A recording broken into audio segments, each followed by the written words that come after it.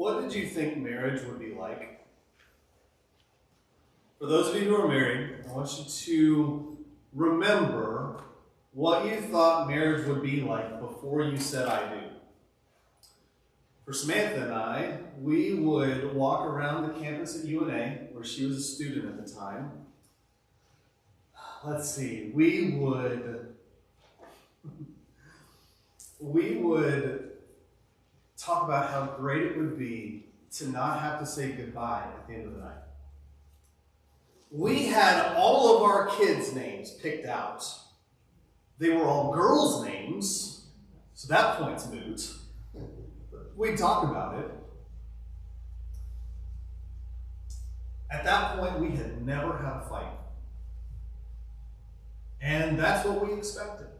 Honestly, we thought of marriage as a bed of roses. Reality hit about 6 months after we said I do. It was kind of this perfect blend. At that point, she started experiencing this very deep depression. There's a reason we had to change her diet eventually. But there was this deep depression, and then we both kind of unpacked all of our emotional baggage that we had from before we got married.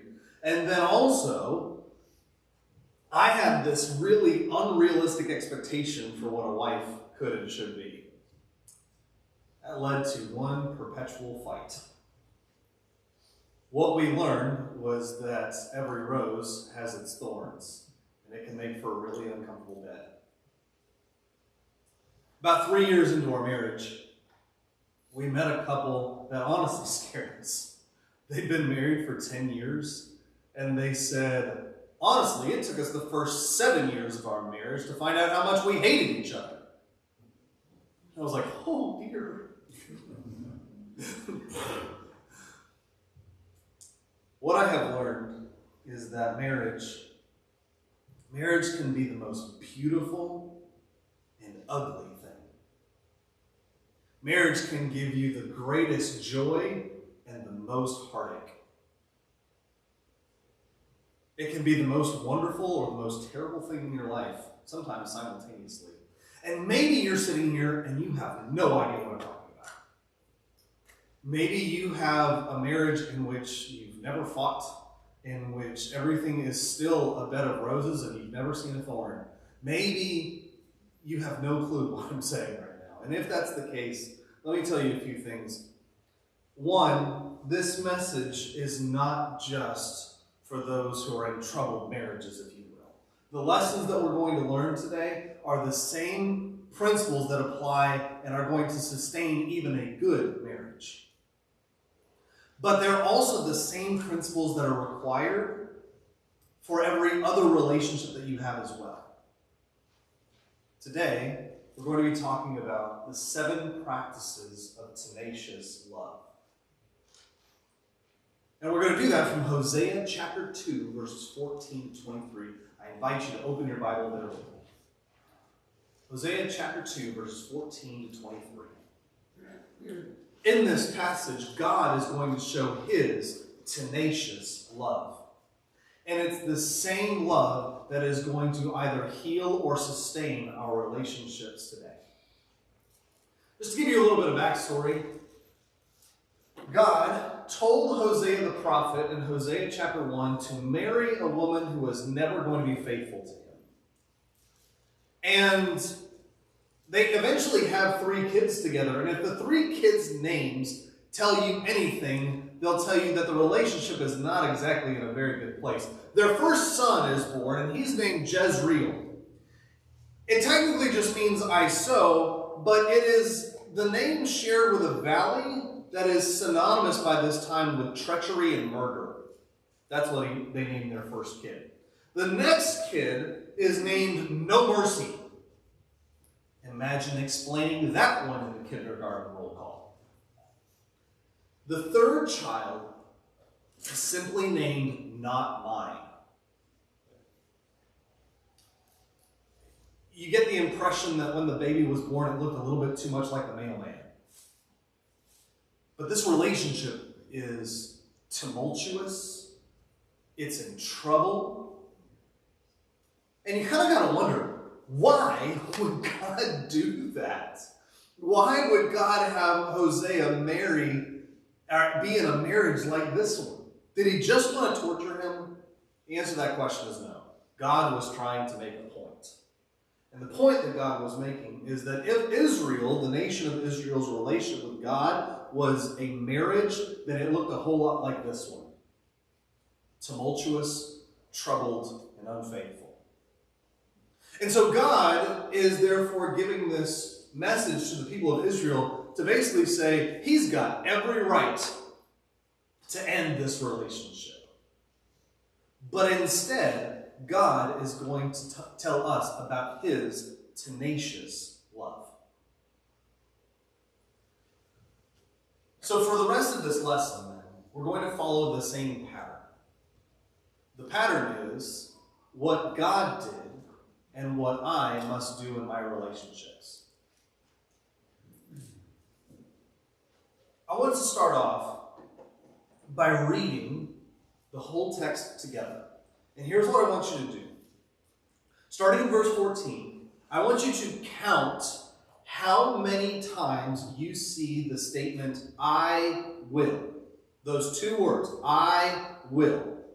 And I want you to find how many times it says that in this text. It says, beginning verse 14, therefore, behold, I will allure her and bring her into the wilderness and speak tenderly to her. And I will give her vineyards and make the valley of Achor a door of hope. And there she shall answer as in the days of her youth, as in the time when she came out of the land of Egypt. In that day, declares the Lord, you will call me my husband and no longer call me my Baal or my master. For I will remove the names of the Baals from her mouth, and they shall be remembered no more. I will make for them a covenant on the day with the beasts of the field, the birds of the heavens, the creeping things of the ground. And I will abolish the bow, the sword, and war from the land. And I will make you lie down in safety.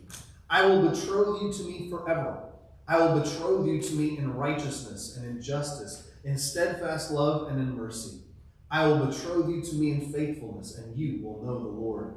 And in that day I will answer, declares the Lord. I will answer the heavens, and they shall answer the earth. And the earth shall answer the grain, the wine, the oil, and they shall answer Jezreel. I will sow her for myself in the land.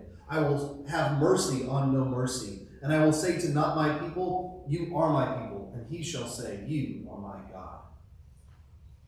How many times did you find it? I found it 13 times in these short verses. 13 times that God says, I will do this. And that's the first thing that I want to talk to you about. The first thing that God did. God said, I will. I would ask you to search again. I want you to look for the conditions that God is placing upon us. What God is requiring of the people to do before he's going to respond in love.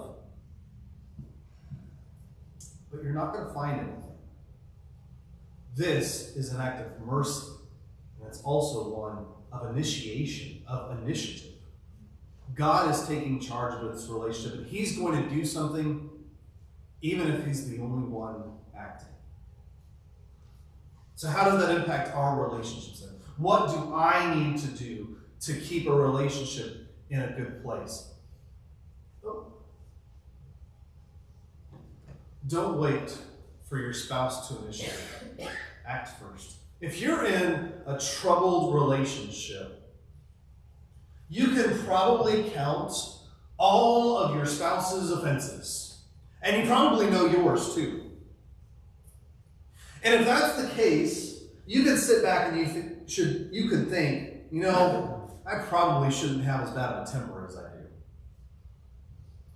I probably shouldn't punish my spouse with distance, silence, or refusal for intimacy. I should probably forgive and I should probably be kind. But you know what? I'll do it as soon as they fill in your blank.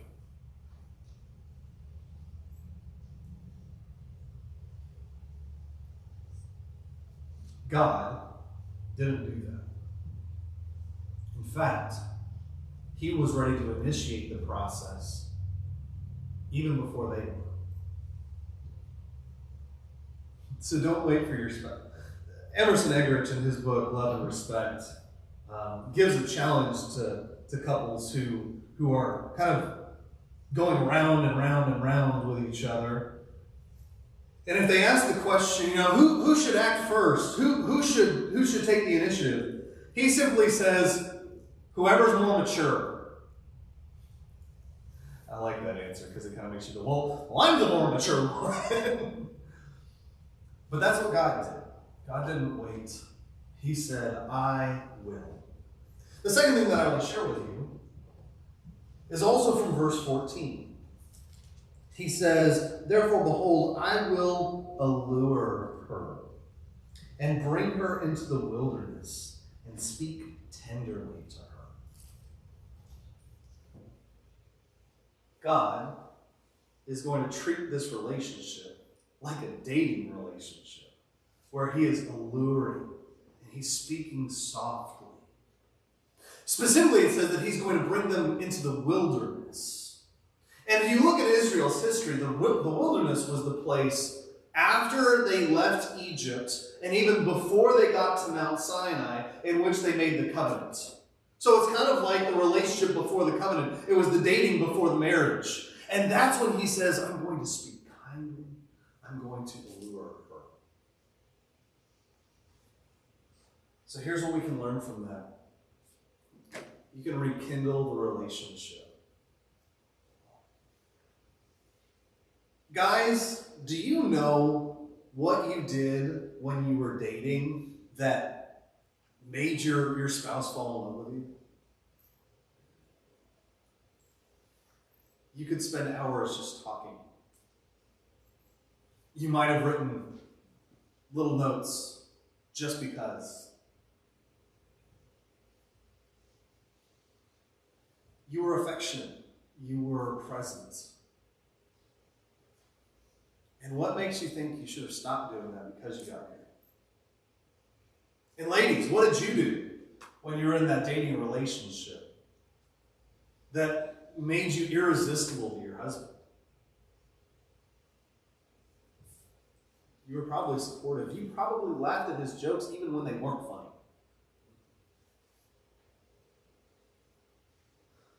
You were kind. You were complimentary. And what makes you think you should have stopped doing that because you got married? Marriages have this bad habit that it's like as soon as you say I do, you stop doing all of the things that actually led you there. And what God is saying that he's going to do in this relationship, this troubled relationship, is that he's going to recommit to doing all of those things. Someone once told me, never stop dating your spouse. Because you can keep rekindling that relationship. That's what God is doing in this passage. The next thing that I want to show you is in verse 15. I like this one. And therefore I will give her her vineyards and make the valley of Achor a door of hope. I like this one. The valley of Achor, the first time that you hear about it in the Bible is in Joshua chapter 7. In Joshua chapter 7, it is around the time where Israel is beginning to come in and conquer the land. They have just defeated Jericho, and when they were defeating Jericho, they were told, don't take anything. Leave it all as first fruits for God. But there was one guy who was like a boo in the cave of wonders. He just couldn't help it. He had to touch it. And so he stole from the city. What it says specifically was that he stole a cloak from Shinar. He stole 200 shekels of silver and a bar of gold that weighed 50 shekels. And he hid it at the bottom of his tent. Well, then they go on to the next city, the city of Ai, and they get defeated, and actually 36 guys die in the process. And they're like, what just happened? Like, why are we failing? And God tells them it's because someone stole from Jericho. And I'm not going to let you proceed until this gets taken care of. And so eventually they figure out that it's aching. And what they do is they take him and everything that he had and they stone him to death. And the pile of rocks is still sitting there, they said. This isn't a happy scene. In fact, it's the scene of their first offense to God in the land of Canaan, in which it begins this long history of unfaithfulness to him. But what God said that he's going to do is he's going to make the valley of Achor a door of hope. He's going to go back to that scene of that first offense, and he's going to change it into something beautiful, something positive. He's going to forgive that offense. And that's what we can learn about our relationships, what I need to do. Forgive past hurts. I can make you a guarantee. In a marriage with two imperfect people, you're going to hurt each other. It's just going to happen. There's going to be times where you step on each other's toes, where you hurt each other's feelings. Sometimes you might even do so intentionally. And if you're in a bad relationship, those just start to pile up.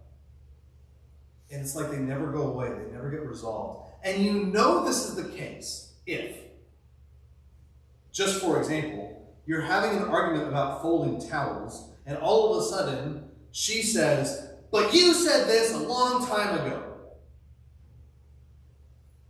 You were talking about towels. But it's like the conflict gave an opportunity to bring up that old and that past hurt. Sometimes the hurts can pile up. This might take a lot more conversation between the two of you. But you have to bring some closure to those. And you have to forgive one another. What it says about love in 1 Corinthians chapter 13 is that it does not count offenses. It doesn't keep a tally. It doesn't keep a running score. You have to forgive one another. Just like God is doing concerning the valley of Achor, making it a door of hope. The next thing that I wanted to share with you is in verse 17. It says, "I will remove the names of the Baals from her mouth, and they shall be remembered by name no more." The main sin that God indicts Israel for in this book is the sin of idolatry. They are participating in pagan practices, making sacrifices to small figures or idols, instead of worshiping God. And what God said is that he's going to remove the names of Baals from their mouth. What he's doing is he's making the relationship exclusive again. He's cutting out the competition, if you will. So what we can learn from God's action in this about what we can do in a troubled relationship is cut the competition. If you're in a troubled relationship, it's easy to want to find your emotional or even physical fulfillment somewhere else. It creates competition in the marriage. You can do that in a lot of ways. You can just work a lot. You keep unreasonable hours because it keeps you away. It keeps you doing something else. You can just have unregulated hobbies. As soon as you get done from work, you're going to go again, spend time somewhere else, doing something else. I feel like I need to put a Brad Paisley song. It's near the boat. He says, "I got a bite." Unregulated hobbies can be the competition in your relationships. Social media can take up so much of our time and attention that it can be the thing that we escape to. Or worse yet, that there would be another relationship. If you're going to have the kind of tenacious love that God has, if you're going to follow God's example in this, you actually have to cut the competition. That might mean that you intentionally work fewer hours, that you intentionally neglect your hobbies, that you intentionally delete social media, that you intentionally cut off a relationship.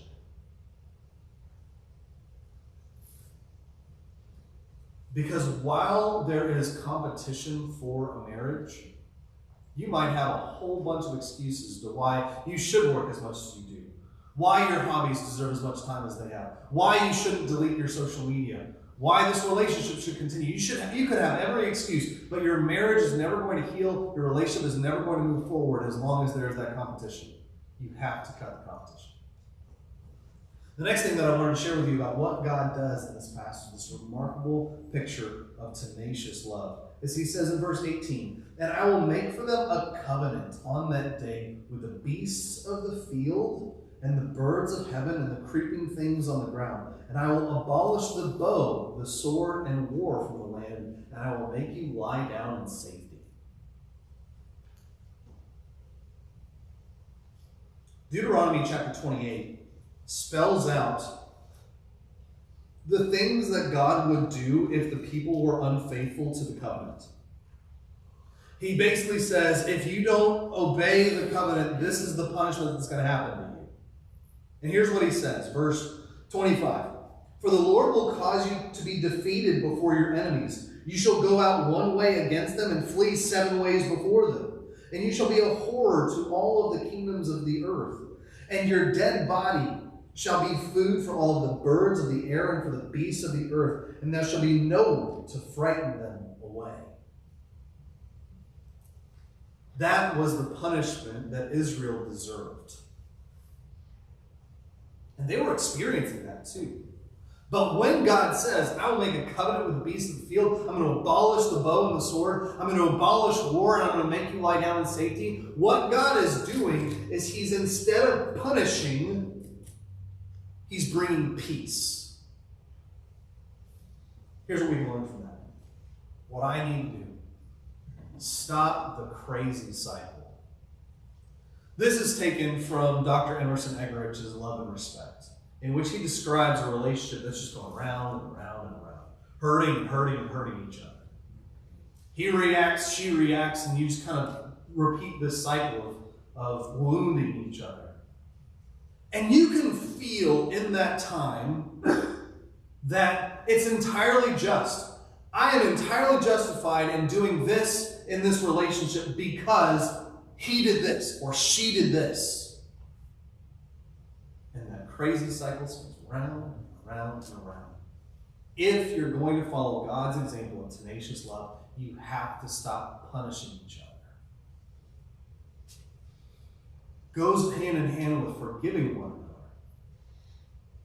But it's the thing that's going to, in practice, keep you from being malicious or vindictive within the relationship. You have to stop the crazy cycle. The next thing that I want to highlight for you of what God does in this tenacious love is he says in verse 19, "I will betroth you to me forever. I will betroth you to me in righteousness and in justice, in steadfast love and in mercy. I will betroth you to me in faithfulness, and you shall know the Lord."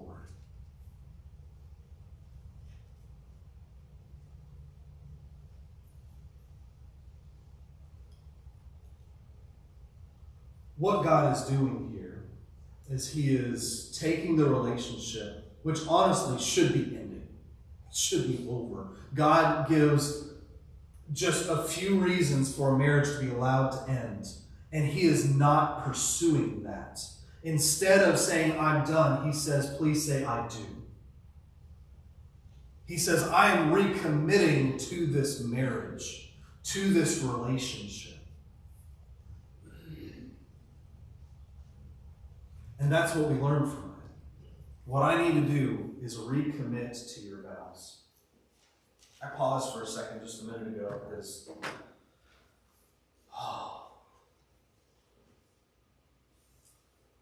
that point about 3 years into our marriage when I told you we met that couple who said they spent the first 7 years figuring out how much they hated each other. It was around that time that Samantha started asking me the question. If you had to choose all over again, would you still marry me?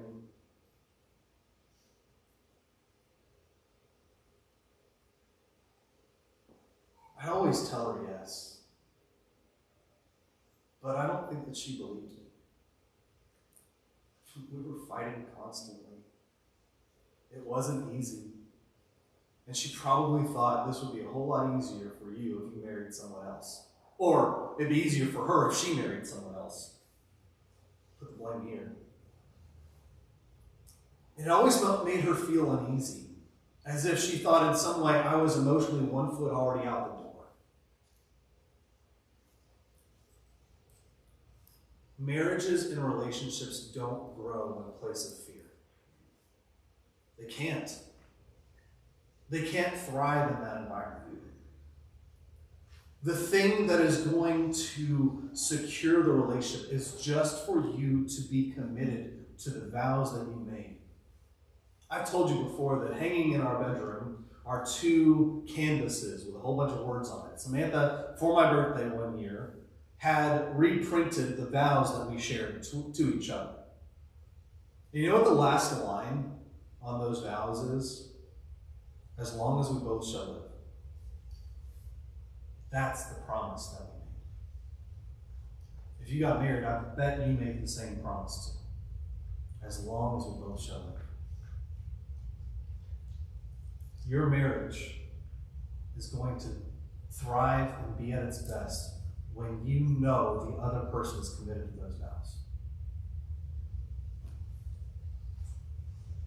The last thing that I wanted to share with you from this passage about what God did. I'll get to verse 23, but I'm going to start reading verse 21. And in that day I will answer, declares the Lord. I will answer the heavens, and they shall answer the earth. And the earth shall answer the grain, the wine, and the oil. And they shall answer Jezreel. And I will sow her for myself in the land. I will have mercy on no mercy. And I will say to not my people, you are my people. And he shall say, you are my God. At the beginning, I told you that Hosea's kids were named 3 things. Jezreel, no mercy, and not mine. What God is doing in this passage is he is reversing that. He's saying to Jezreel, the place of treachery and murder, Jezreel just means I will sow. And what he says instead is I will sow her in the land. I'm going to make this permanent. I'm going to put her back in Israel. That's essentially what he's saying. But then to no mercy, he says, I will have mercy. And most powerfully of all, this is quoted by Peter in 1 Peter chapter 2. And I will say to not my people, you are my people. And he shall say, you are my God. It wasn't just the marriage that was suffering in Hosea. The kids were hurting too. And if you're in a troubled relationship, the kids know it too. Honestly, the goldfish probably knows it. But what I need to do is seek healing for the whole family. It's not enough just to try to make sure and patch things up with the relationship that's failing.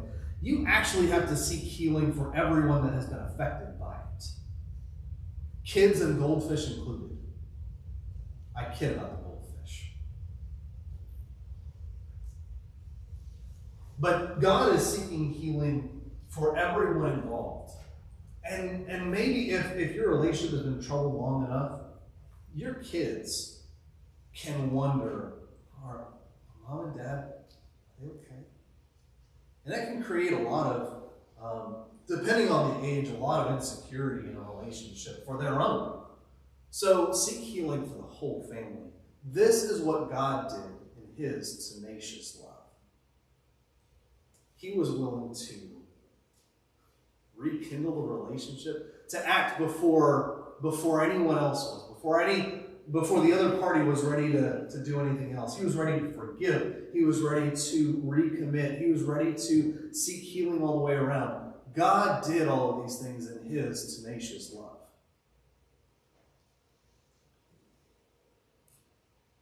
And the same is true for us. Like I said, I've been talking about marriage a lot, but these are the same practices that are needed for any relationship.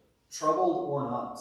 Because if you can do all of these things in a good relationship, it stays in a good place. It can keep a relationship healthy. And if it's not a marriage, these same things are still required. To forgive one another, to bring peace rather than punishment. All these acts of tenacious love affect so many different areas of our life. And so I want to just encourage you, if you're in a relationship that's troubled, or if you're in a marriage at all, practice these 7 practices of tenacious love. Now, I want to give a caveat as we wrap this up. One of the things that I told you have to do is you have to forgive past hurts, right? Here's what I don't want happening. I don't want this afternoon one of the guys in this church calling me up saying, Josh, you said we needed to address those past issues, and now I thought our relationship was fine, but I'm finding out we're not. Okay, so if that happens, let me just say 2 things. If your spouse, after this message, wants to bring up something that they need to talk about, don't run. Stay in the conversation. Your marriage can only be better because of it. But the second thing that I have to tell you is that don't just hop on that one thing that you have to do. Don't commit to one of the practices of tenacious love without also committing to forgiving one another, and being kind to one another, not punishing one another. Like, make sure that you bring all 7, because otherwise, you might just end up fighting. All 7 of these actions of tenacious love are going to help your relationship. So I encourage you in them. But let me give you one last picture of tenacious love. It's the picture of Jesus dying on a cross. And let me tell you what he did. He initiated salvation. While we were yet sinners, Christ died for the ungodly. He renewed the relationship. Even while we were enemies, he was the one who was bringing us back to a place in the beginning. He's the one who changed our failures into hope. He's the one who reclaimed us for his own. He's the one who took away the punishment. He's the one who made an eternal marriage. He's the one who invited everyone.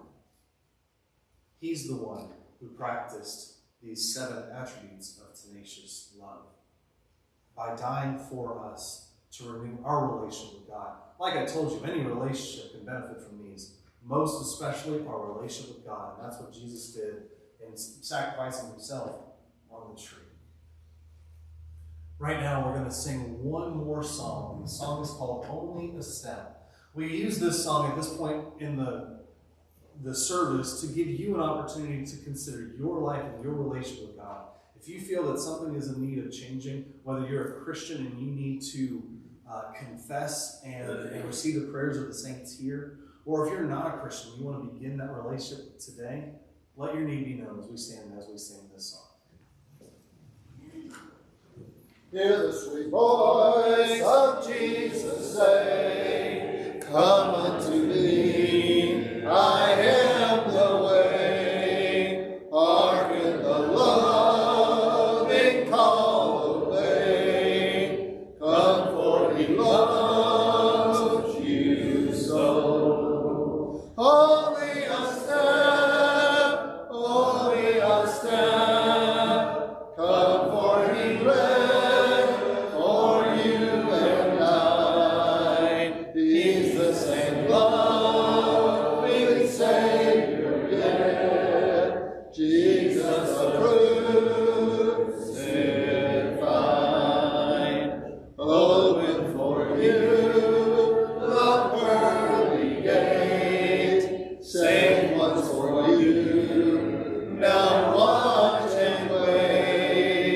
Terror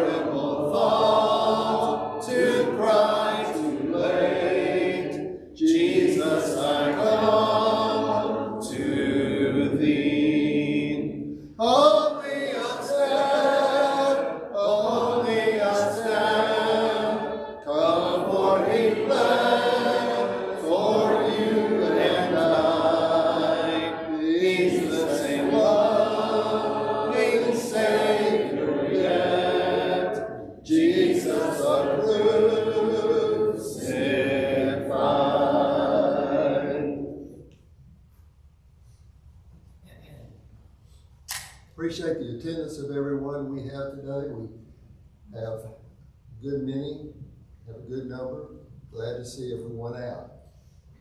We'll have our regular monthly singing on Wednesday night, and I also want to remind the deacons they'll meet after the service tonight. Of course, we'll meet at 6 o'clock, and then the meeting following the service. Let's remember those that were mentioned that are in need of prayer, and at this time we'll have our closing prayer, after which we'll be dismissed. May we pray. Dear Lord, we just thank you so much for this beautiful day and all the many blessings that you bestow upon us, and opportunity we have to assemble here with our brothers and sisters and strengthen and edify one another. And we're so grateful for all those who participate and those who lead the prayers and help us to say those things that are in our hearts and come to you and to ask you for forgiveness of our sin, and to pray to you, Father, for those that have been mentioned, those who are fighting serious illnesses. We have many of our friends and loved ones who are fighting illness and other problems, both physical, mental, and financial problems. And we ask you to bless them, be with them, and care for them. We're so grateful for the children that we have and the young people in our congregation. We know they are our future for the church, and we ask you to bless them, be with them, and especially be with those young people who are starting out on their own and in this troubled world. Help them, Father, to always look to you for strength. Now, Lord, we ask you to be with us as we depart from this place, and watch over us and protect us, and help us, Lord, to do those things that you would have us to do, and that we might spend eternity with you.